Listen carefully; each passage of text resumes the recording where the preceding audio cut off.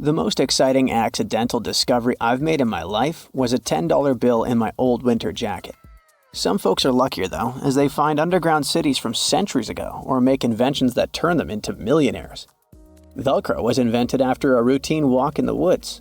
Kellogg's cornflakes were inspired by a chipped tooth, and Play-Doh saved a business empire from falling by chance. Back in 1998, electrical engineer John Williams found something that looked like an electrical plug sticking out of the ground. He started digging and noticed that it was stuck in a small rock. He found it in a rural location in North America, far from civilization, industrial complexes, airports, factories, and electronic plants. This piece of electronics embedded into a solid granite stone got the nickname enigmalith and a price tag of $500,000. Some scientists are sure it's a big hoax and not a souvenir left by some visitors from space, as Williams claims. But the finder of the rock wanted to prove that it was a real piece of ancient technology, some sort of an electrical connector. If it's not a hoax, then this little find could be proof that humans, or some other civilization from the past, were way more advanced than we ever thought. They must have managed to invent a way to transmit electricity long before humans in the 19th century.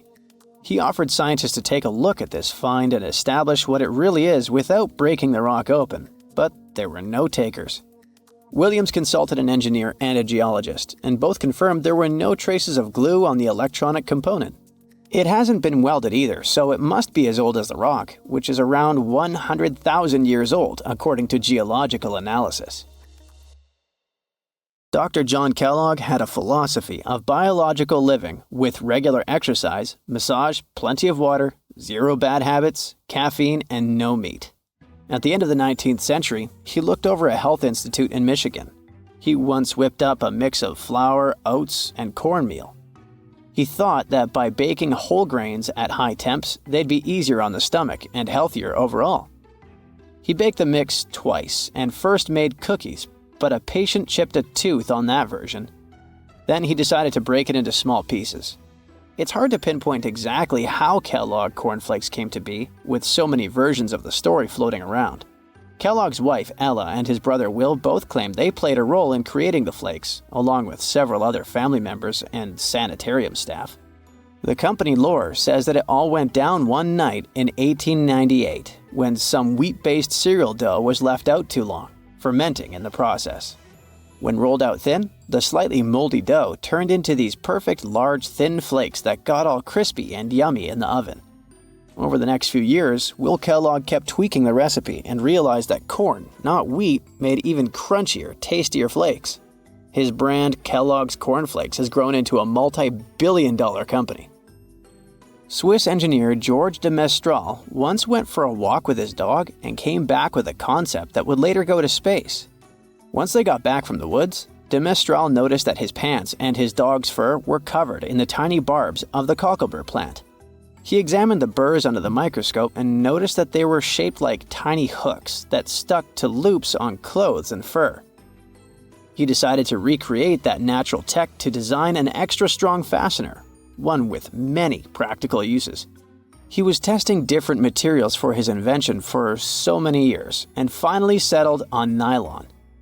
He also needed to design a special type of loom that could weave the fibers in the right size, shape, and density. It took de Mestral a total of 14 years until he introduced the world to Velcro, which means velvet and hook in French. De Mestral was hoping his invention would replace the zipper on clothes, but the fashion world found Velcro cheap-looking and unattractive. But NASA didn't think so, and used Velcro for astronaut spacesuits and helmets in the 1960s. Now, Velcro is used everywhere, from footwear to toys to airline seat cushions. Before the middle of the 20th century, most homes were heated with coal. It left soot throughout the house, which was especially visible on wallpapers. Kutal Products was the largest company that sold wallpaper cleaner, but in the 50s, more and more people switched to gas, oil, and electricity, and the sooty buildup problem was mostly solved. The owner of Kutal Products was trying to save his business. Meanwhile, his sister-in-law read that wallpaper cleaner could be used to make holiday decorations. She worked as a nursery school teacher, and modeling clay was pretty hard for her students to handle, so she decided to test this material for molding into different shapes, and it works out just fine. She told her relatives about the discovery and suggested a name for it: Play-Doh. The Kudal company was about to go bankrupt, so it was a great alternative for a new business. Soon enough, Macy's and Marshall Field got interested in the new toy and started selling it. Play-Doh was originally only in one color, white, but soon expanded to red, blue, and yellow. They also made several changes to the original recipe, but the mixture is still mostly the same as when it was used to clean wallpapers. An urban legend says that if you take all the Play-Doh compound ever made and put it through their Fun Factory playset, you'll get a snake that will wrap around the planet 300 times. A man in Turkey was renovating his home when he knocked down a wall in his basement with a sledgehammer. He found a tunnel behind the wall that led to an ancient underground city. The tunnel led to more tunnels and then halls and chambers. It turned out to be a whole underground complex with 18 stories and without a single inhabitant, abandoned a long time ago. It was the city of Derinkuyu, built thousands of years ago, a home for up to 20,000 people. Whoever built it had great skill, and it's rather easy to build tunnels out of the soft rock, but cave-ins are a big risk. None of the floors at Derinkuyu have ever collapsed. The city had a complex ventilation system with over 15,000 shafts. The upper levels had the best ventilation and were used for living and sleeping quarters. The lower levels were mainly used for storage, but they also had a dungeon. In between, there were room for domestic animals, a school, a convent, and small churches. John Martin, a forestry professor, was out exploring a forest in Wisconsin one night. He was shining a UV flashlight up into the canopy to spot lichens, fungi, plants, and frogs that glow under the UV light. Then, suddenly, he heard a flying squirrel chirping at a bird feeder, pointed the flashlight at it, and saw it light up pink. The professor told his colleagues about it, and they decided to investigate further. They checked out some flying squirrel skins at museums to see if this pink glow is a common thing among them. It turns out that almost all of the flying squirrel specimens they looked at had the same pink fluorescence. Non-flying squirrels didn't glow at all. Other animals with fluorescence, like puffins and chameleons, glow blue under UV light. The only other mammals with fluorescent fur are around 20 species of opossum. They live in different ecosystems and have different diets. The only thing they have in common with flying squirrels is that they're all active at night. And regular squirrels prefer sunlight. There's enough ultraviolet light in low-light conditions, and nocturnal animals need UV vision. So the pink glow might have to do with nighttime perception and navigation, especially in cold and snowy conditions. Or it could be a way for male flying squirrels to attract prospective mates. It could be a sort of mimicry. The ancient Indian texts mention beautifully decorated chariots or entire palaces called Vimanas that could take off and, in a matter of seconds, fly away as far as space. Some people believe these Vimanas only existed in Indian mythology, but it's also possible that they were based on a real technology that had been lost over the centuries. According to the Vedas, ancient Indian religious texts, there was the elephant Vimana with several engines and many other types named after animals and birds. There was one for local travel, one for visiting different countries, and one for traveling to the moon and various planets. They could develop a great speed. One Vimana had the superpower of invisibility. Another one was shaped like a sphere and was built on the winds produced by Mercury. This Vimana was said to generate an enormous ray like the sun and make noise like the storm's thunder. All the Vimanas were unbreakable and perfect for attacks on foes. Now, to operate a Vimana, you'd need to know a lot of stuff, pretty much like today's airplane pilots. 32 secrets in total. They'd cover the aircraft structure and the secrets of taking off and maneuvering without crashing. That's a good thing. The pilot was also expected to know how to be seen and unseen, how to be hidden, how to be quick, how to manage contractions and expansion, and many other tricks. To hide the flying machine from foes, the pilot was instructed to move to the 8th atmospheric layer above the Earth and use the power of dark solar rays. This instruction might sound a bit weird, but there were others, more realistic ones, which still make sense in modern aeronautics. There are sections of ancient texts on the Vimanas that focus on details like flight paths, pilot training, navigation, and even suitable clothes for pilots and recommended food for long flights. There was also a lot of technical detail about the use of heat-absorbing metals, the metals utilized, and melting points. The supporters of the theory that the Vimanas were more than just myths are sure that the ancient Indians would unlikely go into all these details just for a beautiful story. So, the flying palaces might have been real and way ahead of their time, like many other great Indian inventions. Back in the 6th century BCE, an Indian physician named Sushruta basically wrote the original guide to medicine and surgery. They even called him the father of surgery for his work. Sushruta laid down the details on hundreds of medicinal plants and described complex surgical procedures. He gave instructions on nose reconstructions and skin transplants from one part of the body to another. The original method of rhinoplasty, which involved taking a piece of skin from the forehead to reconstruct the nose, is still used today. But back then, it had a slightly different purpose than surprising your followers on social media. Those nose jobs helped out folks who had lost their noses as punishment for crimes or in fights. Now, you gotta thank an ancient Indian math prodigy for the invention of zero. It might not seem like a big deal, but without it, we would have no binary system and no computers.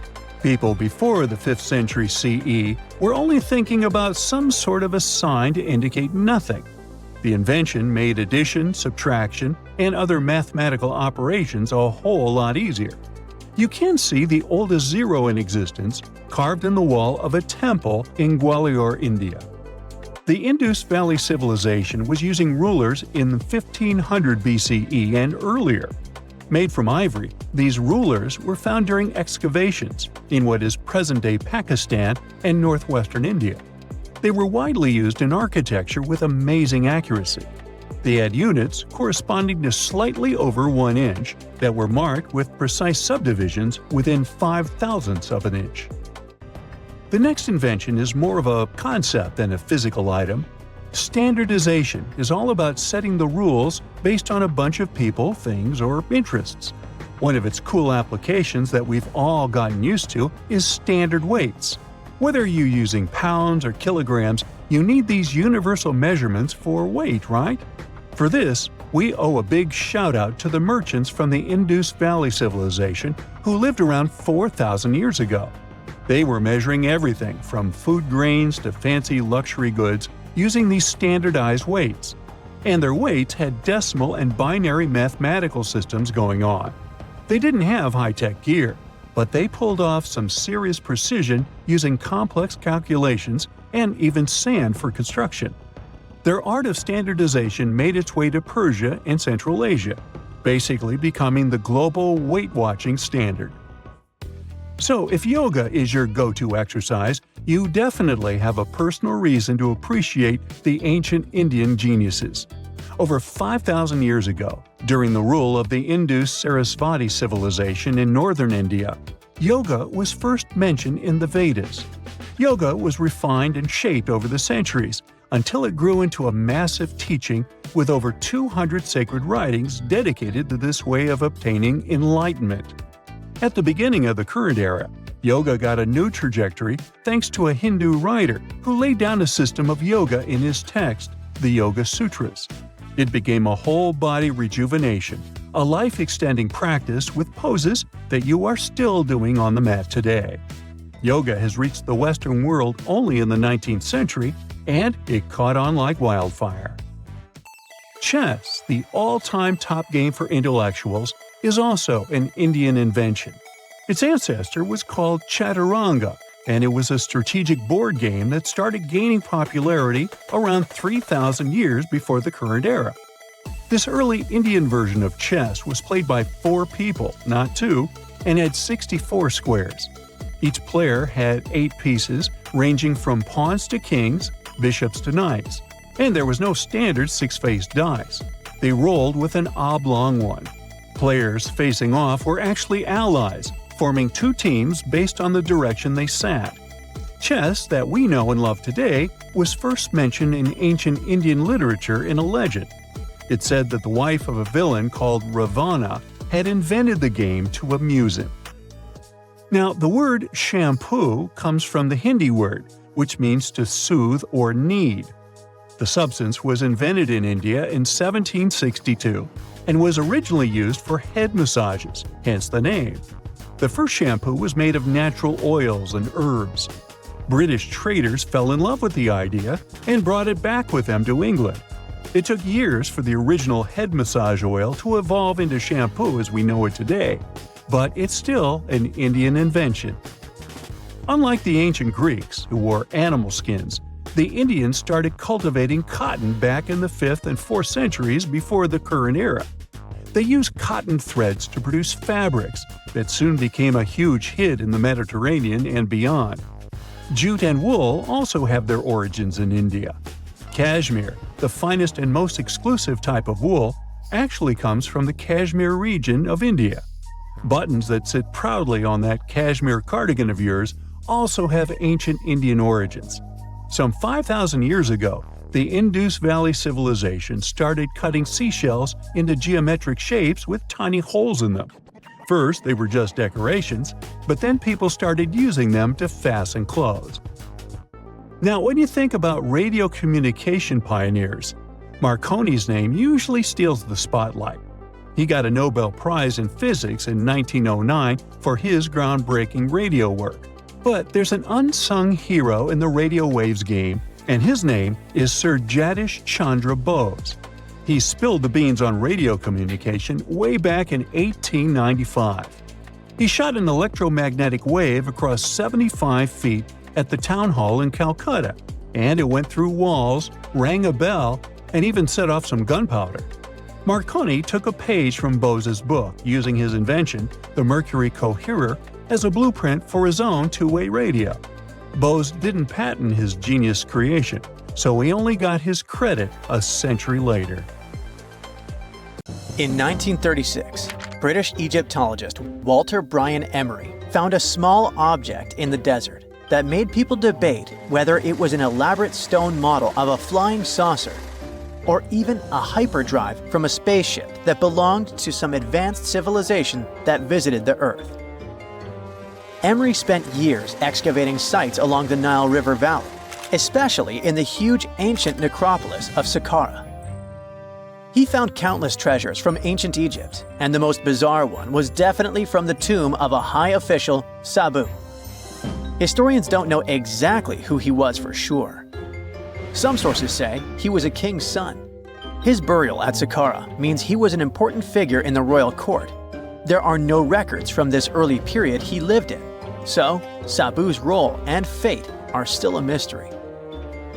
Inside his tomb, scientists found 7 funerary chambers, each filled with traditional grave goods: animal bones, flint tools, pottery, ivory objects, and stone bowls.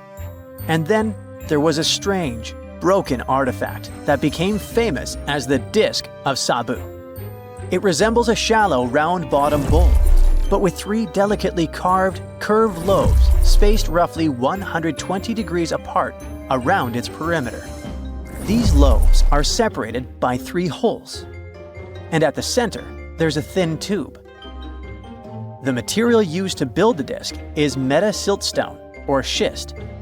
This type of rock is fragile, highly porous, and super difficult to carve. It flakes easily and crumbles under pressure. So how they made the disc out of it with rather simple stone and copper tools from 3000 BCE is still a mystery. The next big question is why they decided to bury Sabu with it. Perhaps if we knew its true purpose, it would make more sense. When it was first discovered, archaeologists thought it was nothing more than a vase, an incense burner, or a ceremonial decoration. But those who took a closer look from the point of view of an engineer decided it could actually be a component of a larger mechanism. An amateur historian made an exact copy of the artifact with a 3D printer, and it turned out that the disc of Sabu was an ancient impeller, a crucial part of a centrifugal pump. When they put it in a housing and span at high speeds using the small central shaft, the disc was able to displace water. When it was tested without a housing, the disc created a powerful vortex. It became clear that the curved lobes and slightly concave shape of the disc weren't random. It was probably all engineered to move water with remarkable efficiency, like a powerful pump mechanism. Ancient Egypt's entire civilization depended on irrigation. Later dynasties perfected basin irrigation and managed to control the rise and fall of the Nile to take the most from agriculture. So, the engineers of the first dynasty may have been experimenting with advanced irrigation techniques thousands of years earlier than scientists previously thought. But then again, some people have doubts schist is strong enough to be used for a pumping mechanism. They suggest that artisans from Egypt's first dynasty were trying to recreate an even older object, using whatever tools and materials they had. It could be a stone replica of something originally made from metal, possibly belonging to a civilization far older and more advanced than ancient Egypt itself. One Swiss author takes this idea even further and proposes that the disc is a copy of a component from an extraterrestrial spaceship's hyperdrive, or stone model of a flying saucer. One French researcher believes the disc of Sabu was part of a secret massive factory system to manufacture sodium carbonate inside pyramids. Some people suggest that the disc may have been a primitive tool for weaving ropes. The lobes held strands of silk or fiber that were twisted into twine when it was spun. Or it may have been a gigantic lamp. Another historical mystery is a map from 1513 that is believed to be the oldest surviving detailed map showing the Americas. The author of the map is a Turkish captain, Piri Reis. He never crossed the ocean himself and put together this map from 20 regional maps. He used an Arab map of India, 4 Portuguese maps showing India and China, and a map of America by Christopher Columbus as he saw it. This last map was lost for many years, so Reis's map gave us an idea of what Columbus must have recorded during his third voyage to the New World. A historian who studied the map suggested that it showed Antarctica in prehistoric times because it strangely resembled Antarctica's true coastline, the way it looked when it was free of ice. But it was later proven that this idea wasn't right. Another idea that rocked the science world was Clerks spheres. They were found in deposits of mineral pyrophyllite in South Africa and looked like tiny ancient cricket balls with lines around the middle. Back in the 1980s, there was a theory that some super advanced pre-flood civilization we know nothing about had made these spheres. One journalist shared stories about how they rotated on their own in a display case.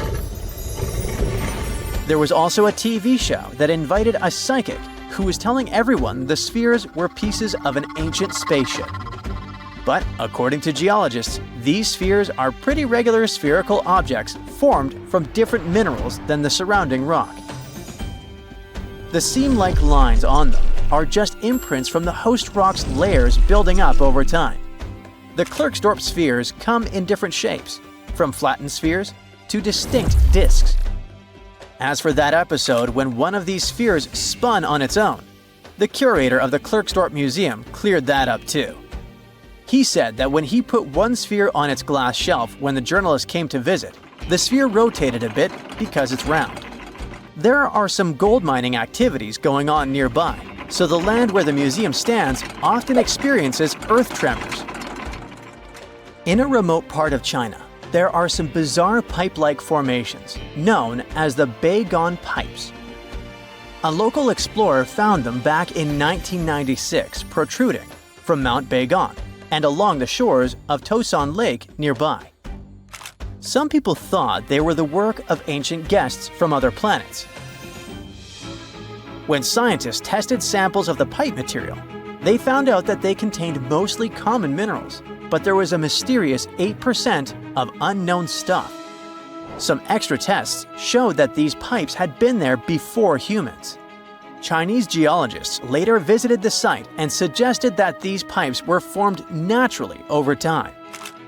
It was probably fossilized tree roots from the area's super green past. It's still a real mystery with no clear-cut answer. While digging a trench along a river in Romania, workers found a wedge, which is now famous as the aluminum wedge of Ajud, or the object of Ajud. Right next to it, there were some mastodon bones. Those distant relatives of elephants lived 11,000 years ago. So some people concluded the wedge is of the same age. The cool part is that it's made of aluminum, but this metal wasn't discovered until the 1800s. This material requires serious heat to produce. The wedge is said to be covered in a thick layer of oxide that's been sitting there for hundreds of years. Some folks believe this wedge must have crash-landed here on a spacecraft from some other planet.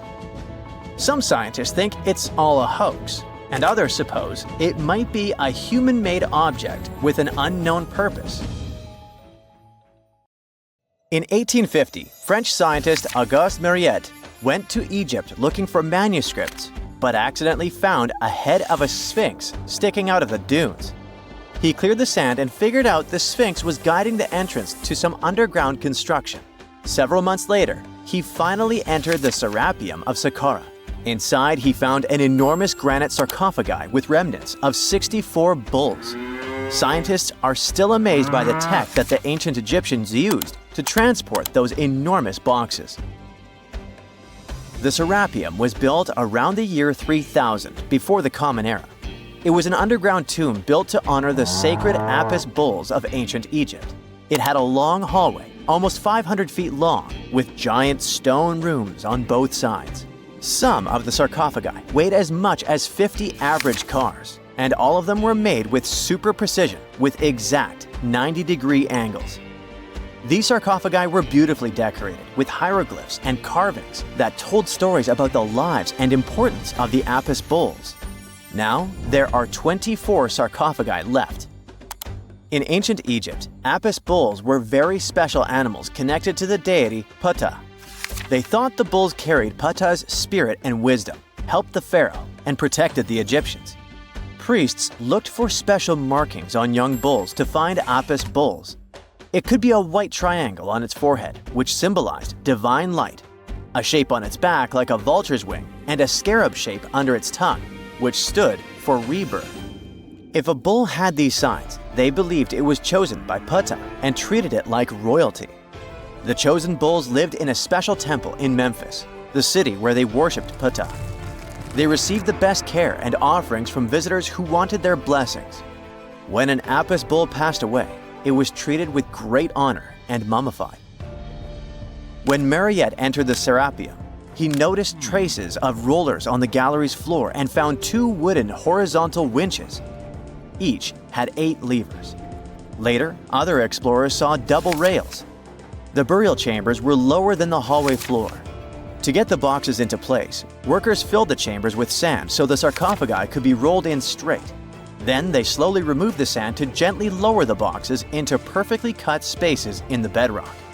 A carved stone sign found in the Serapium said it took 28 days to move just one sarcophagus, and its lid into its spot during the time of Ptolemy II. The extreme precision of the sarcophagi with 90-degree angles also has an explanation. Ancient Egyptians wrote texts, or rather, papyrus, on geometry a long time ago. It shows that they knew the approximate number pi and could calculate the volume of a pyramid with its top cut off. If they could figure out complicated math like that back then, it makes sense that they could also carve perfectly flat surfaces 500 years later. All this sounds pretty legit, but some people think certain things don't add up here. The size of boxes is way larger than the size of bulls, yet they buried pharaohs in tiny coffins that barely fit their bodies. The sarcophagi are made out of granite with crazy precision, and they could have just used limestone, which would have made things way easier. The transportation of the boxes seems pretty simple, but only in theory. If one person could pull about 440 pounds, then at least 250 people would be needed to pull just one box. The tunnels in the Serapium are really narrow, only about 2 feet wider than the boxes themselves. There's no way hundreds of people could have squeezed into those tight spaces to pull the boxes. And even if they did, how would they turn the box in the cramped corridor, lower it into its niche, and place it perfectly in the middle? Somehow, they did this 24 times, and every box is centered perfectly. Plus, the chambers were dusty, and there were no signs of soot from lamps. This means they must have worked in almost complete darkness.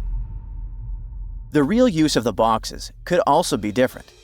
A long time ago, even before the Egyptian pharaohs ruled, the local people already knew how to use fermentation.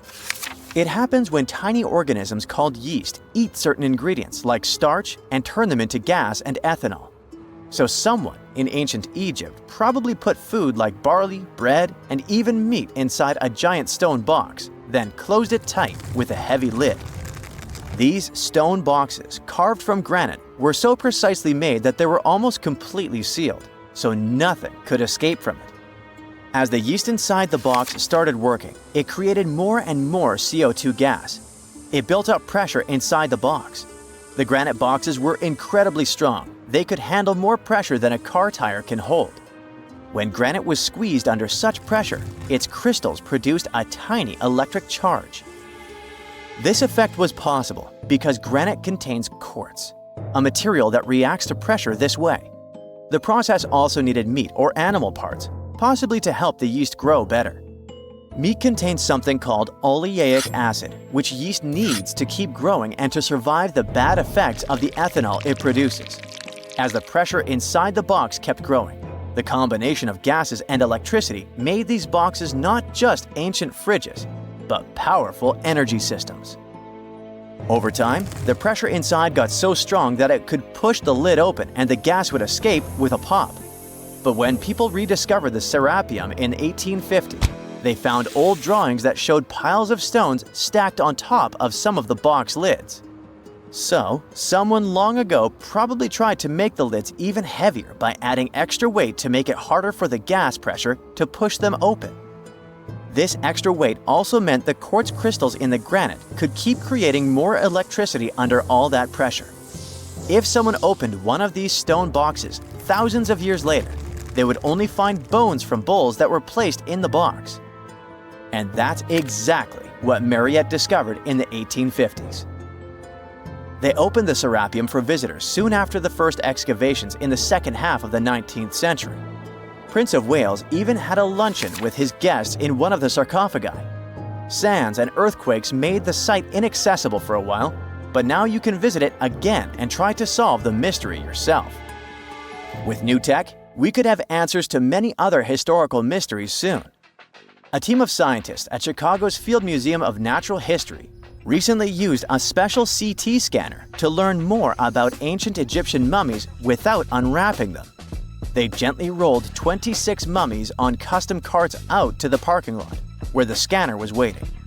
It took thousands of detailed X-ray pictures of each mummy and their coffins. When all the pictures were put together, they created 3D images that showed what was inside, the skeletons, and some artifacts. The scientists hope these images will help them understand ancient Egyptian burial practices from over 3,000 years ago. Even though the scanning process only took 4 days, it might take 3 years to study all the data. But scientists were able to learn some personal details about the mummies. One of the most popular mummified individuals at the museum, Lady Cheneta, was a woman who lived in ancient Egypt about 3,000 years ago. It looks like she passed away in her late 30s or early 40s. To make sure her body looked complete for the afterlife, embalmers put stuffing in her neck to keep it from collapsing. They also placed artificial eyes in her sockets, so she would have eyes in the next world. She was wrapped in fancy linen and placed in a beautifully decorated coffin. The scans revealed that it had been carefully crafted with a slit at the back, which embalmers used to fit the body. There were also some artistic details on the surface, like markings for her knees. It looks like her burial was on the scale of a high-end luxury car. In February 1961, 3 adventurous rock lovers were searching for geodes near Olancha, California. They took one of their findings home and studied it because it looked pretty unusual. They managed to cut through the matrix and discovered something unexpected inside. Instead of the usual mineral formations, it had a cylindrical object resembling porcelain inside. There was a metal shaft at its center, and around it, a hexagonal sheath made of copper and some unidentified substance. Its discoverers were hoping they had found an example of some unknown technology from 500,000 years ago. It could be proof that there was a hyper-advanced ancient civilization like Atlantis, or that time travel was real. Maybe someone came all the way from the future and accidentally dropped the item. Or maybe some intelligent extraterrestrial beings brought it when visiting Earth.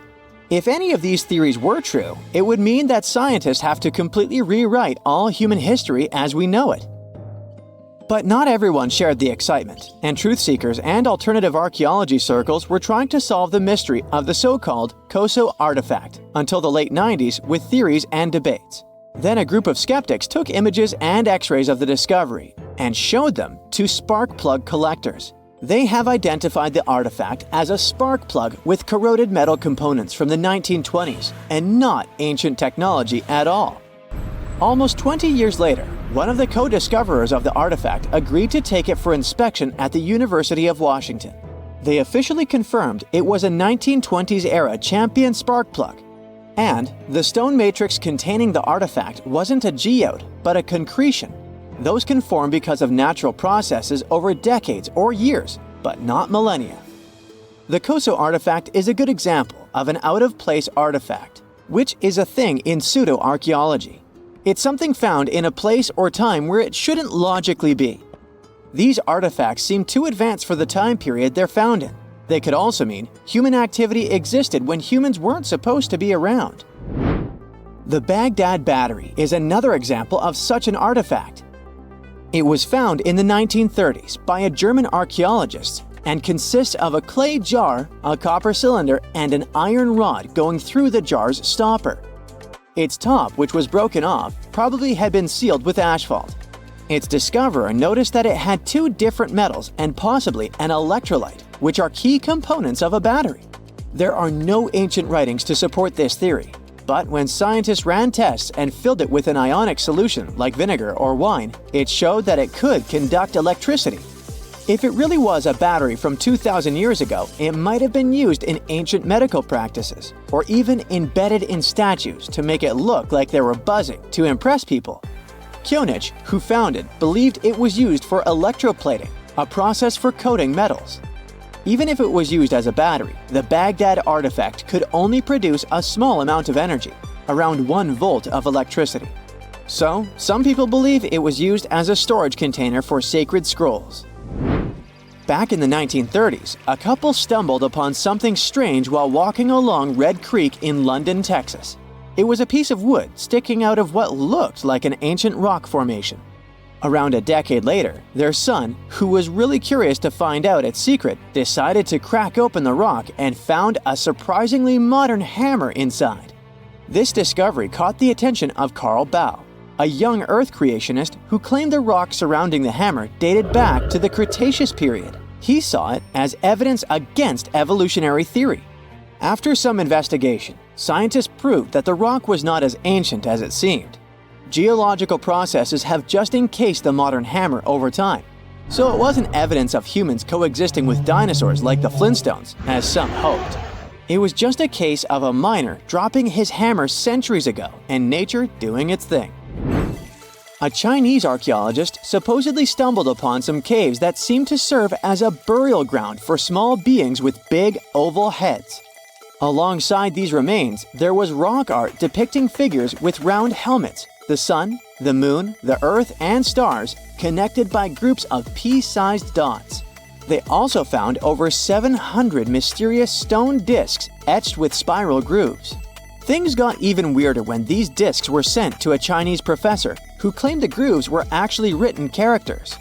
According to his translation, the discs told the tale of Dropa visitors from another planet who had crashed their spaceship on Earth about 12,000 years ago. and had tried to live among us until they were hunted down by locals.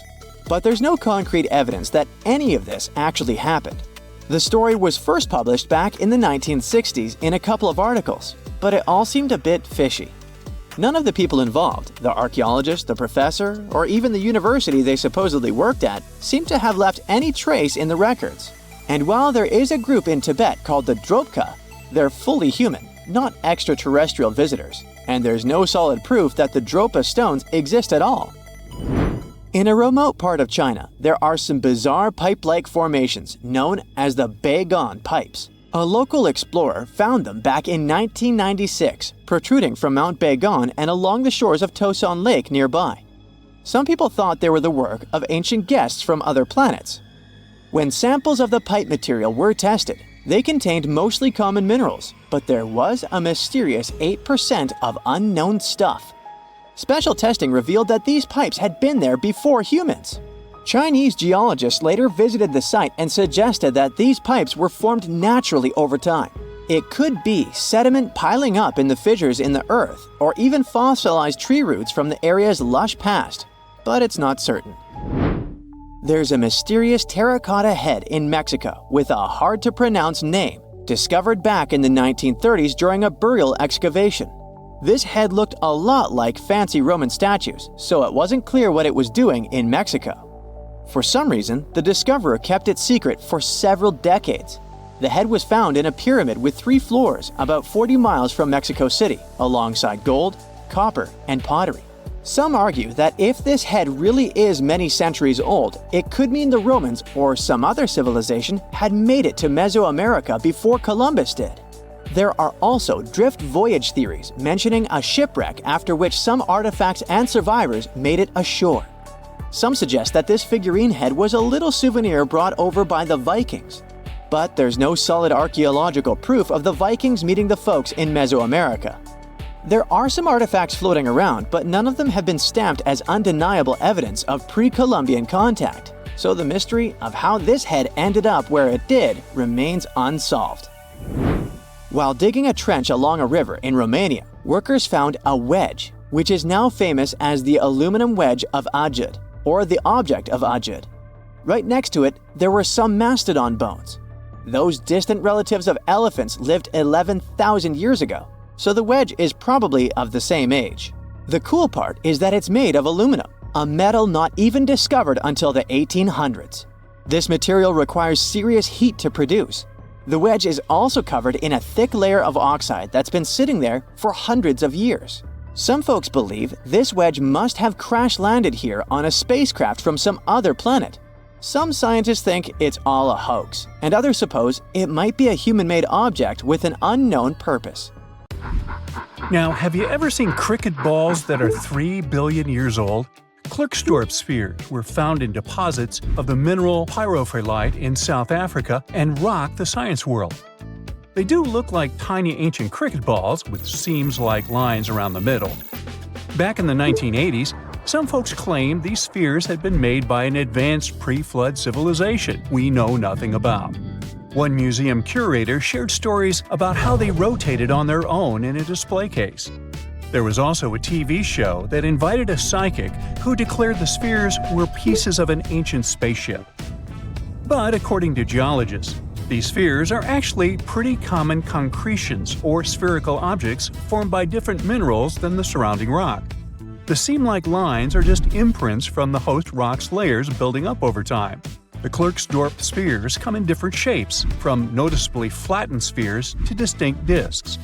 As for that episode when one of these spheres spun on its own, the curator of the Klerksdorp Museum cleared that up too. He said that when he put one sphere on its glass shelf when a journalist came to visit, the sphere naturally rotated a bit because it's round. The area where the museum is located often experiences earth tremors from gold mining activities nearby. The oldest known human-like footprints could be 6 million years old. They were found on the Greek island of Crete in 2002. If the number is correct, it would mean that early human ancestors may have migrated between Europe and Africa much earlier than we previously thought. This doesn't mean Africa is not the cradle of humankind, though. It could just prove that early human ancestors moved back and forth between continents. Some researchers believe the footprints were left by a bipedal creature possibly related to an early human ancestor nicknamed El Greco. According to scientists who studied them, the footprints have a very human-like shape, with 5 toes and a parallel big toe. Some scientists are skeptical about it and suggest the prints might be from a late European ape. The new study analyzed fossilized marine microorganisms found in the sedimentary rocks to determine the footprint's age and prove it's actually 6 million years. The next amazing find that keeps scientists entertained is the Dorchester pot. It's a beautifully crafted metal vessel with some fancy geometric designs embossed in shiny silver. The pot was discovered in, who could have thought, Dorchester in 1852 under quite unusual circumstances. During a powerful blast, the pot broke into 2 pieces. Scientists believe it was originally embedded within a rock or boulder known as pudding stone. The rock from which the Dorchester pot emerged is dated to be around 500 million years old. So it could mean the pot itself is also that old. The current and less exciting theory suggests that the Dorchester pot is a Victorian-era candlestick holder. Such things were really trending back then, so it's not a surprise to find such fancy household item from that time. The Dorchester pot falls into the category of ooparts, or out-of-place artifacts. Those are objects that seem too advanced for the time period they're supposedly from. If we accept that the pot is 500 million years old, then whoever made it was way ahead of their times in terms of crafts and tech. One extra mystery is that the pot has an engraving of a plant that most likely disappeared from Earth over 100,000 years ago. Sounds like good proof the pot is really extra old. Now, it looks like the oldest map in Europe is a stone from 4,000 years ago. This Bronze Age slab was found in France in the year 1900 at an ancient burial ground. The carvings on the slab show in 3 dimensions the River Odey network with a fantastic accuracy of around 80% over an 18-mile stretch. There are other stone-carved maps around the world, but this one is unique because it shows a specific area to scale. Looks like the slab's carvings don't just map rivers and hills, but also settlements, barrow sites, and field systems.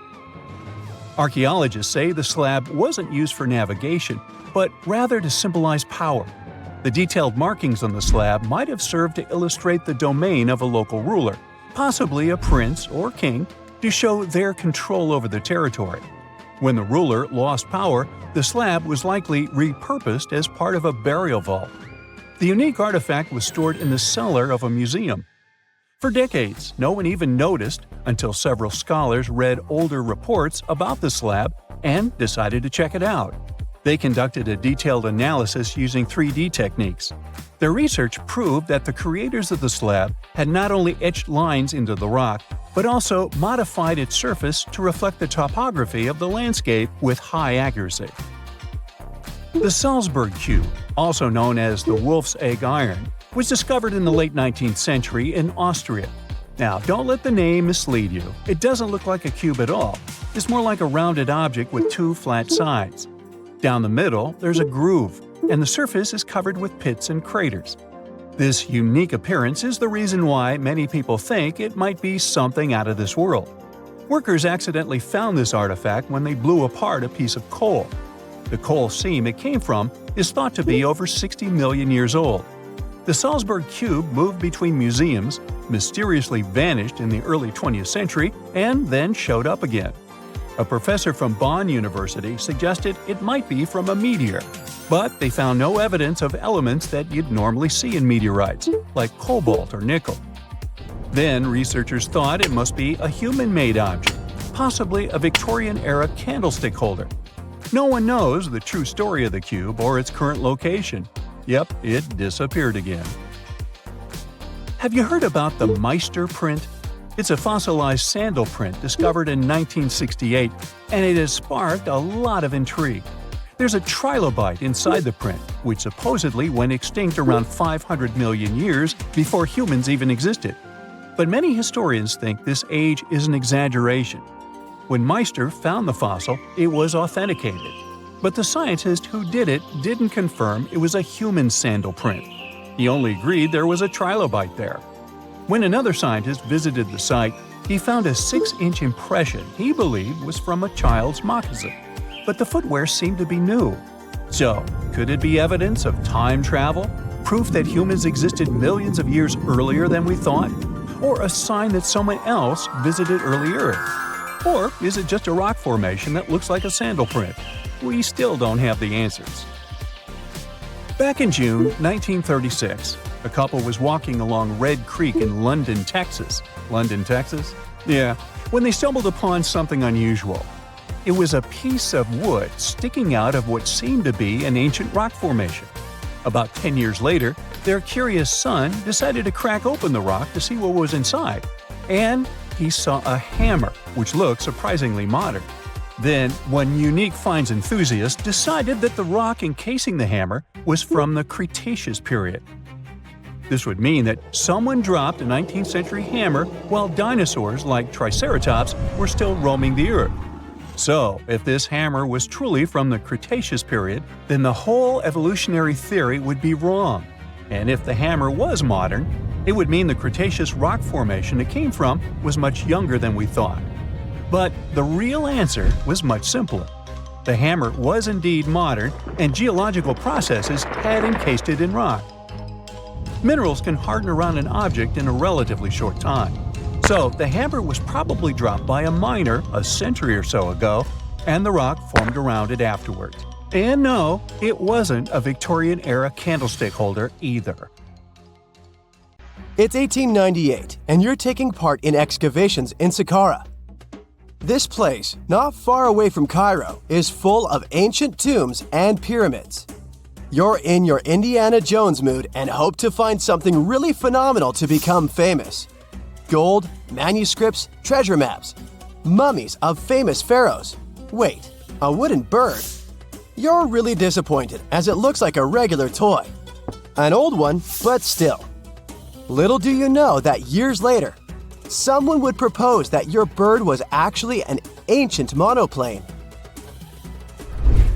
So the artifact, nicknamed the Saqqara bird, is made of a sycamore tree.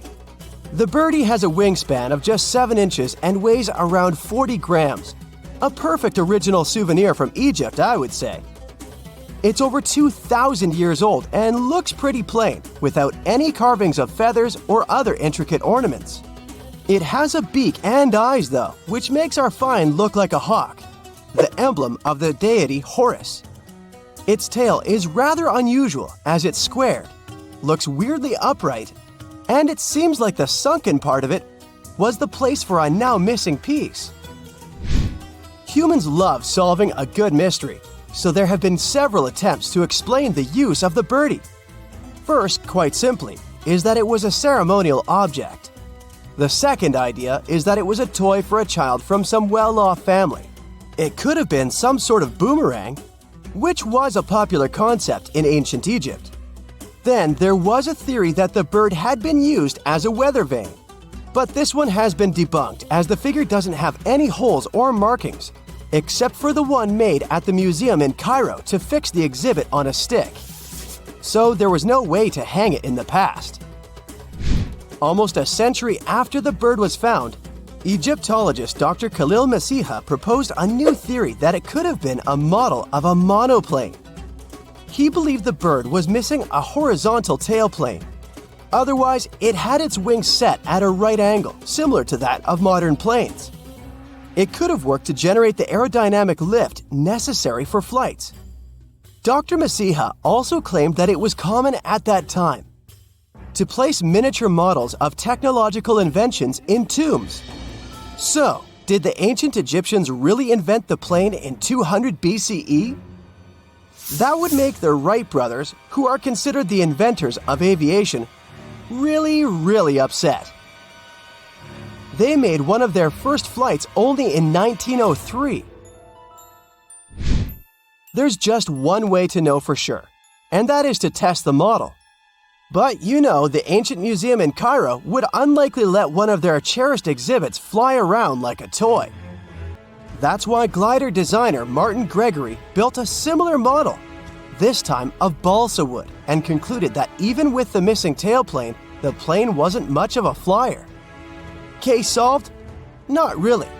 This didn't sound convincing enough to the History Channel, so they invited an aerodynamics expert to build another replica of the bird. He tested it in weather conditions similar to those in Egypt and was impressed with the little plane's abilities. So, if they did invent the prototype of a plane back in the times of Pharaohs, it would be a good example of an oopart. That's an out-of-place artifact, an object that's way ahead of its time in terms of technology or history. And the Saqqara bird isn't the only example of such a revolutionary concept. In 1901, a group of divers retrieved the Antikythera mechanism from an underwater shipwreck near the Greek island of Antikythera. It's been dubbed the world's first analog computer, and it's currently dated around 100 BCE. The bronze mechanism could tell the position of the sun, moon, planets, and stars, as well as the lunar phase, the dates of upcoming solar eclipses, and even the speed at which the moon moves through the sky. No one's sure who used it and how or where it was made. But it's obvious that it's extremely precise and way too advanced for its time. The first flushing toilets in the world were invented in the middle of the 20th century. Just kidding. The ancient Minoans on the Mediterranean island of Crete and the Indus Valley civilization both came up with this brilliant invention at the same time, around 4,000 years ago. The plumbing and sanitation were so well done that no one managed to design anything better until 2,000 years later. One ancient Minoan lavatory was discovered at the Palace of Knossos. It looks like it had a wooden seat set over a tunnel that directed water from a rooftop reservoir to an underground sewer. Other varieties got water from jugs. Only the super rich people could afford all this glory. So if you wanted to shop for real estate back then, the flushing toilet would be a telltale sign you were in the rich neighborhood. Automated doors became a cool, seemingly new invention back in 1931.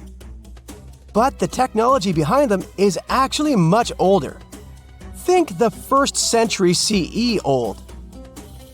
Mathematician and engineer Heron of Alexandria came up with a hydraulic system to open and close temple doors. To bring it into action, you need to light a fire to produce heat.